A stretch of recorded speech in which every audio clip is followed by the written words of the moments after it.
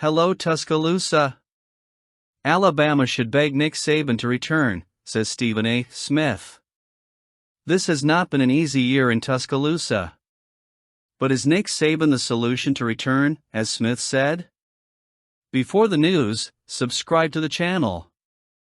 2024 has undoubtedly been a challenging season for the Alabama Crimson Tide, but it is necessary to look beyond easy criticism and direct comparisons.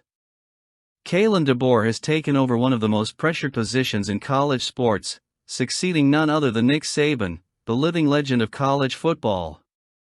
The narrative that has been built around the team's difficulties, after the loss to Oklahoma and other stumbles during the season, is almost predictable. But is the current scenario as catastrophic as painted by some analysts? Stephen A. Smith didn't mince words when he said Alabama should beg for Saban to return. It's a comment that stirs emotion, but it also ignores context.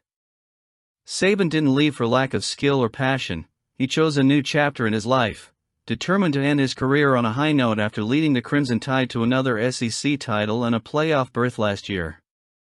To ask for his return is, at the very least, disrespectful of his decision to end his career on his own terms.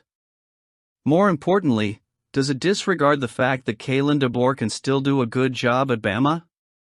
Looking at the numbers, the Crimson Tide are 8-3. It's not the standard of dominance that fans have become accustomed to under Saban, but it's not a disastrous season either. DeBoer acknowledged the struggles after the loss in Norman, saying the team worked hard but couldn't execute the game plan as well as it should have. It's a sign that he understands the issues and is willing to address them head-on, rather than offering empty excuses. Great coaches aren't defined by immediate results alone, but by their ability to build a sustainable culture, even in the face of adversity. Paul Feinbaum's criticism is a constant whenever Alabama stumbles.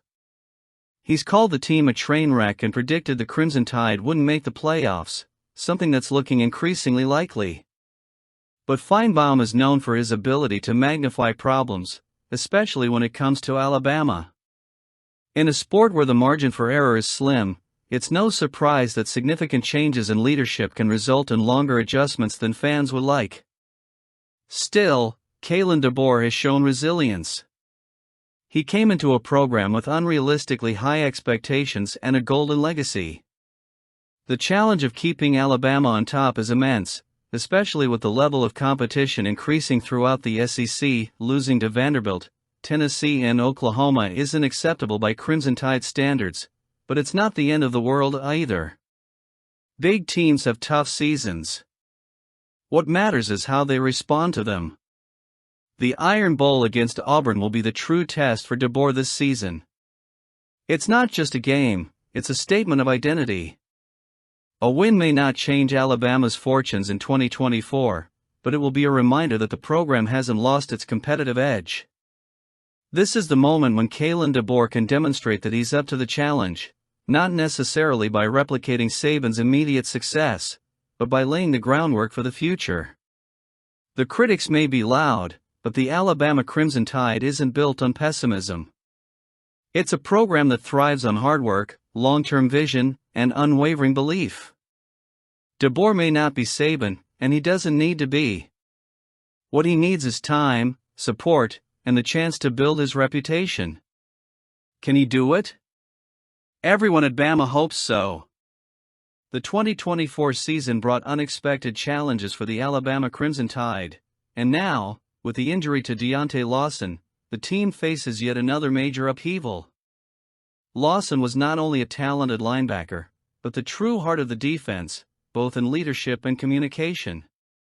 His absence is felt not only because of the talent he brought to the field, but because of the crucial role he played as the green dot communicator, the player who serves as the direct link to defensive coordinator Kane Womack.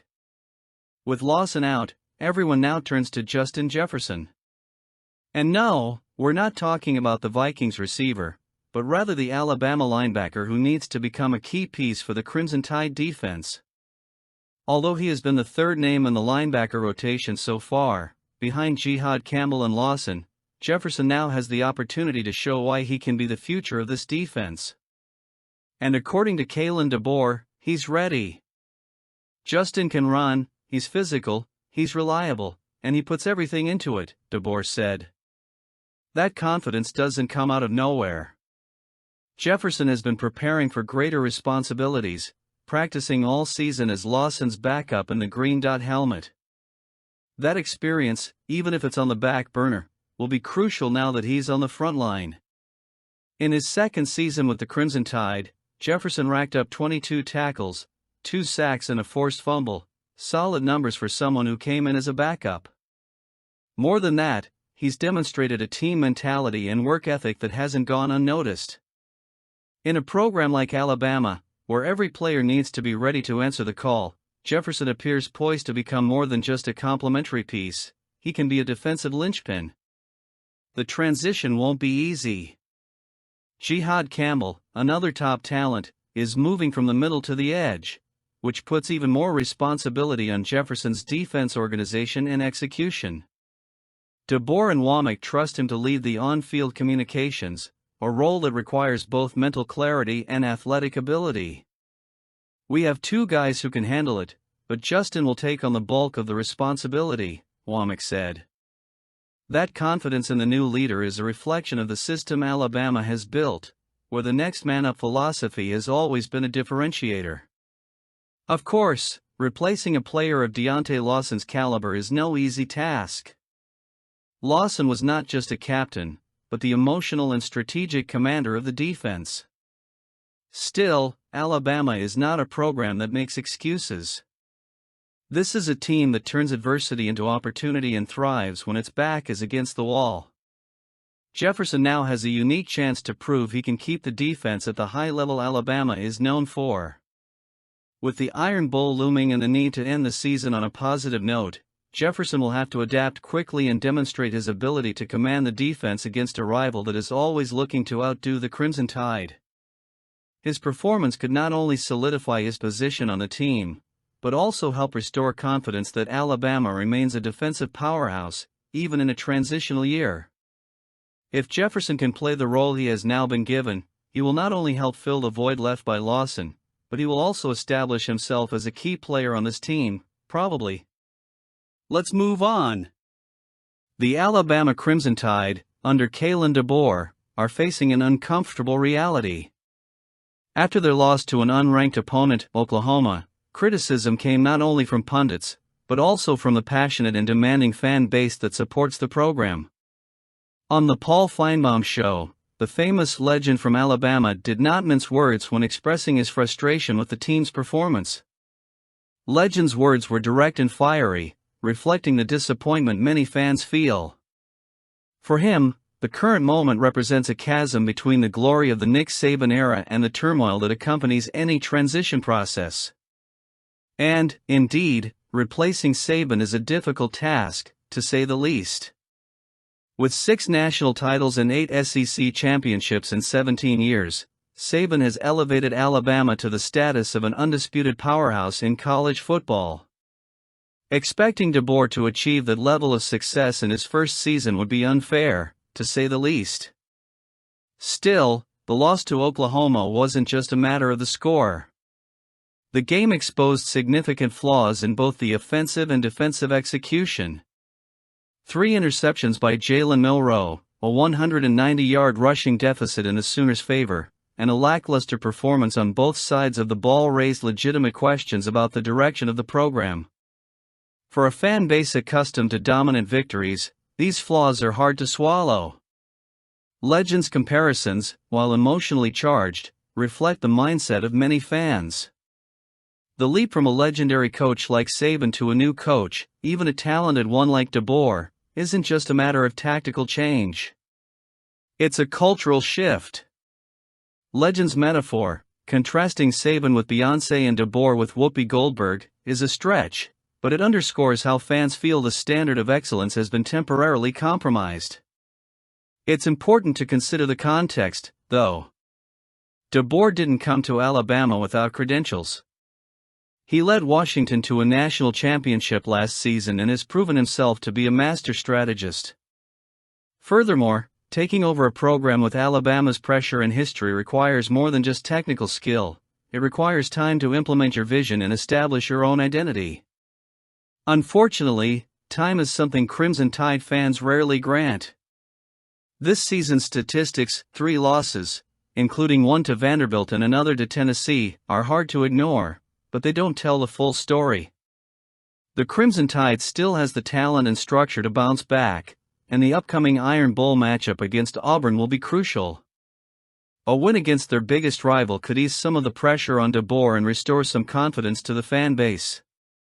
The 21-point loss to Oklahoma inevitably brought back memories of 2003, when Alabama was overwhelmed by Nick Saban's LSU. However, it's important to remember that that was a turning point for the program, not the end. Just as Alabama found its way back to greatness under Saban, can the same be possible under DeBoer? Do you still believe? Can Bama bounce back? The Crimson Tide are still a college football giant, and even in a transitional year, the foundation built by Bear Bryant and Saban won't disappear with a few losses. Let's see how it goes from here. But what about DeBoer's vision now? Let's analyze it. Oscillating between brilliant victories against tough opponents and defeats that left even the most experienced analysts perplexed, the team reflected a roller coaster of consistency. For example, against Oklahoma, as already mentioned, but DeBoer, always direct in his analyses, highlighted that consistency is the main challenge. For him, the ability to control turnovers, that is, protect possession and capitalize on opponents' mistakes, has been the greatest indicator of success or failure this season. Alabama is, in fact, one of the best teams in the country in this regard, with a margin of +11, but the story changes drastically in defeats. In each defeat, the Crimson Tide committed at least 2 turnovers, including Jalen Milroe's 3 interceptions against Oklahoma. This lack of care with the ball has been one of the main reasons for the defeats and reflects a broader problem in execution under pressure. In wins against teams like Georgia and LSU, Alabama started fast, scoring touchdowns on its first possessions. That early momentum allowed the team to establish a rhythm that was sorely lacking in its losses.